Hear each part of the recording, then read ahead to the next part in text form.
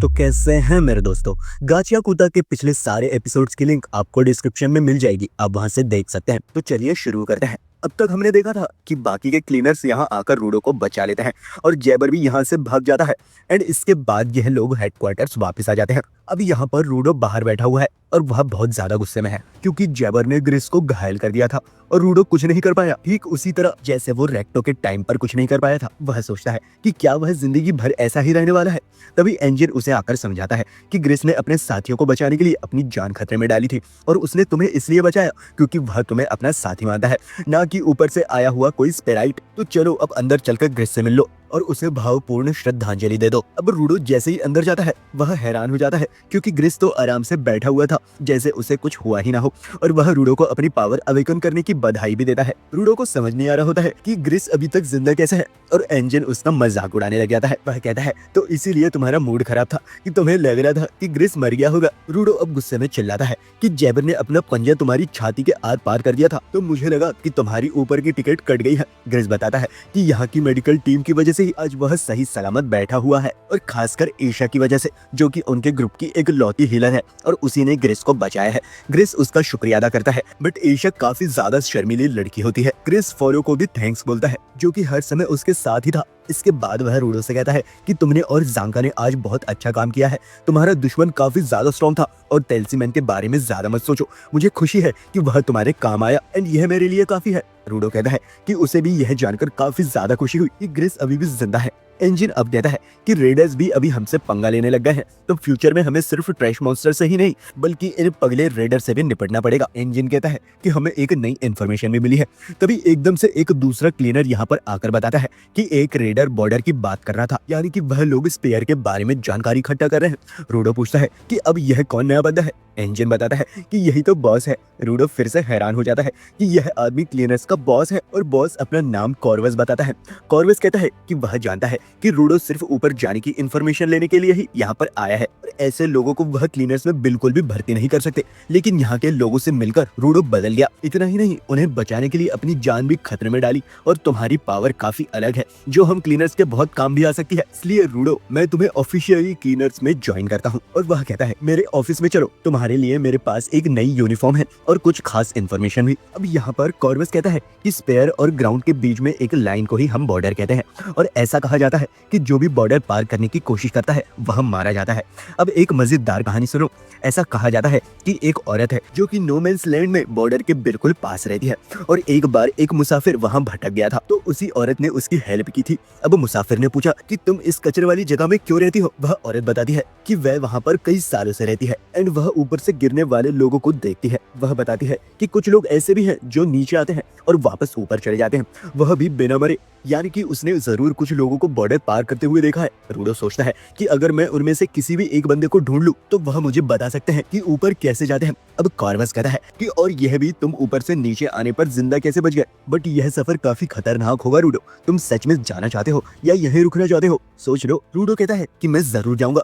तभी एनजीबी कमरे में आ जाता है और रूडो से कहता है भाई तुम्हारी यूनिफॉर्म तो काफी सही बैठ रही है। इसके बाद हम जांका का एक सीन देखते हैं जिसमें वह किसी चीज से बुरी तरीके से डरा हुआ था एंड हमें 6 घंटे पीछे की कहानी बताई जाती है जहां फॉलो रूडो को मना कर रहा था कि उस औरत को ढूंढने मत जाओ और रूडो उसकी एक भी नहीं सुन रहा होता है क्योंकि वापस ऊपर जाने का यही एक रास्ता है। एंजिन बोलता है कि तुम इतनी खतरनाक जगह पर ऐसे ही मुंह उठाकर नहीं जा सकते। वह जगह नो मैंस लैंड के बीचों बीच है। तुम्हें मरने का शौक है क्या? और तुम्हें पता भी है कि तुम्हारी पावर्स कैसे काम करती है? तुम अपनी पावर तो यूज करना सीख जाओ भाई पहले। और हम यह भी नहीं जानते कि तुम्हारी पावर्स की क्या लिमिट है और उसकी कमजोरी क्या है। रूडो पूछता है कि तुम भी मेरे साथ चलोगे क्या? एंजिन कहता है कि बिल्कुल, नो मैंस लैंड में तुम अकेले जाओगे तो एक ही दिन में मर जाओगे और क्लीनर सिर्फ ट्रैश बीस्ट को मारते ही नहीं है बल्कि उन पर रिसर्च भी करते हैं जिससे इन्हें नो मैंस लैंड में काफी ज्यादा फायदा होगा और हमें रेडर्स का भी ध्यान रखना होगा। रूडो अब पूछता है उन जैसे घटिया लोग कैसे गिवर बन गए। एनजी बताता है कि सभी लोग दिल से अच्छे नहीं होते और सभी लोग अपने ऑब्जेक्ट का ठीक से ख्याल भी नहीं रख सकते।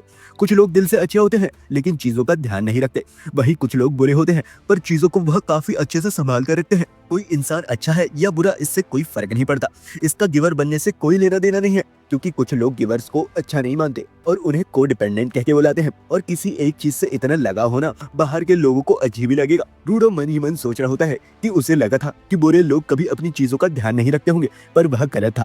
एनजी कहता है कि आज तुम्हें रिलैक्स करना चाहिए, पिछले कुछ दिनों से तुमने बहुत ज्यादा भाग दौड़ कर ली है। अब रूडो अपने कमरे में आराम करने चला जाता है, बट तभी वहाँ पर रियो आ जाती है और उसे बुलाती है कि चलो तुम्हें मैं पूरा हेडक्वार्टर्स घुमाती हूँ। वह उसे ट्रेनिंग रूम दिखाती है, फिर डाइनिंग हॉल और टॉयलेट। इसके बाद वह रूडो से पूछती है कि ऊपर की लाइफ कैसी है। तभी रूडो बताता है कि वह रेक्टो के साथ घूमने जाया करता था, कचरा ढूंढता था और लोगों की गालियां सुनता था। रियो बोलती है कि टेंशन मत लो, गालियां तो तुम्हें यहाँ पर भी पड़ेंगी। अच्छा, ऊपर के लोग खाते क्या थे? रूडो कहता है कि ब्रेड और सूप। रियो पूछती है क्या वह लोग स्वीट्स भी खाते थे क्या? रूडो बताता है कि स्वीट्स तो सिर्फ अमीर लोग ही खाते थे। अब रियो बताती है कि हमारे पास भी स्वीट्स हैं, खाना चाहोगे? अब वो उसे कैफे एरिया में ले जाती है। रियो बोलती है कि यहाँ कुछ फूड वेंडर्स होते हैं जिनसे हम लोग खाना खरीद लेते हैं, और यहाँ इंजन भी बैठा हुआ था, जिससे रियो बताती है कि इसने कभी भी स्वीट्स नहीं खाई है। इंजन कहता है कि ऊपर का तो पता नहीं, बट यहाँ पर स्वीट्स बहुत ज्यादा फेमस है, कहीं तुम्हें इसकी ज्यादा लत न लग जाए। अब स्वीट्स को देखकर रूडो के मुंह में पानी आ जाता है और उसका मुंह खोला का खोला रह जाता है,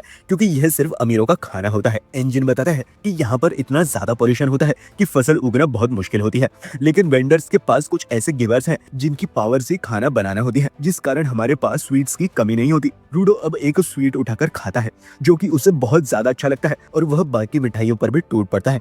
उसने इतना अच्छा पहले कभी कुछ नहीं खाया था। इंजन उसे थोड़ा रुकने को बोलता है, वरना वह मोटा हो जाएगा। तभी यहाँ पर सा नाम का एक क्लीनर आ जाता है जो कि रूडो को घूरने लग जाता है। रूडो को लगता है कि उसे मिठाई चाहिए, तो न चाहते हुए भी वह उसे एक लॉलीपॉप दे देता है। 100 लॉलीपॉप खाते हुए उससे और मिठाई मांगता है, जो रूडो को अच्छा नहीं लगता। अब कहानी वापस 6 घंटे आगे आती है, जहाँ रियो और एनजी बात कर रहे होते हैं कि रूडो ने तो मिठाई का पूरा भंडार खत्म कर दिया। अब जांका यहाँ से गुजर ही रहा होता है, तभी वह दरवाजे में से एक मोटा सा आदमी निकलता हुआ देखता है, जिसे देखकर वह डर जाता है कि यह कौन घुसपैठी आ गया है। लेकिन यह तो बस रूडो ही होता है, जो कि मिठाई खाने के बाद इतना मोटा हो गया है। अब इसके बाद यह लोग रूडो को ट्रेनिंग करने ले आते हैं और वह उसे एक चाकू पकड़ा देते हैं, और वह एक चाकू भी ट्रांसफॉर्म नहीं कर पा रहा होता है। इंजन उसका मजाक उड़ाते हुए कहता है कि इतनी मिठाई खाने के बाद तुम अपनी पावर्स को तो नहीं भूल गए। रूडो को समझ नहीं आ रहा होता है कि उसकी पावर्स काम क्यों नहीं कर रही है। जांका अब समझ जाता है कि रूडो को ऐसी चीजें सुधारने का शौक था जो टूटी हुई है और जिन्हें लोग फेंक दिया करते हैं। जांका को लगता है कि इसकी पावर सिर्फ टूटी चीजों पर ही काम करेगी, यानी सिर्फ कचरे पर। अब यह लोग उसके सामने कुछ पुराना सामान लाकर पटक देते हैं और कहते हैं कि इस पर कुछ ट्राई करो। रूडो अब उसमें से एक ट्रायंगल उठाता है और तुरंत ही उसे हथियार में बदल देता है। अब एनजी जांका की तारीफ करता है कि उसने सही दिमाग लगाया और वह एक अच्छा ट्रेनर है। रूडो भी जांका को शुक्रिया करता है और जांका उससे कहता है कि अब एक से ज्यादा हथियार बनाने की कोशिश करो। रूडो अब दूसरी चीज उठाता है और उन्हें भी ट्रांसफॉर्म कर देता है, जो देखकर सब चौंक जाते हैं। लेकिन तभी रूडो की नाक से खून निकल जाता है, यानी उसकी भी एक लिमिट है और वह एक साथ कई सारी चीजों को ट्रांसफॉर्म नहीं कर सकता। उसके ग्लव्स की क्वालिटी इतनी ज्यादा है कि इसका शरीर उसे झेल ही नहीं पा रहा है। रूडो पूछता है कि क्वालिटी का मतलब? तभी इंजन बताता है कि किसी ऑब्जेक्ट का जितना ज्यादा समय तक ख्याल रखा जाता है, वह उतनी ही ज्यादा अच्छी इंस्ट्रूमेंट बनते हैं और इसे ही क्वालिटी इंप्रूव करना कहा जाता है। और जितनी ज्यादा क्वालिटी होगी उतना पावरफुल इंस्ट्रूमेंट हो जाएगा। बट यूजर का माइंडसेट और एक्सपीरियंस भी काफी मायने रखता है।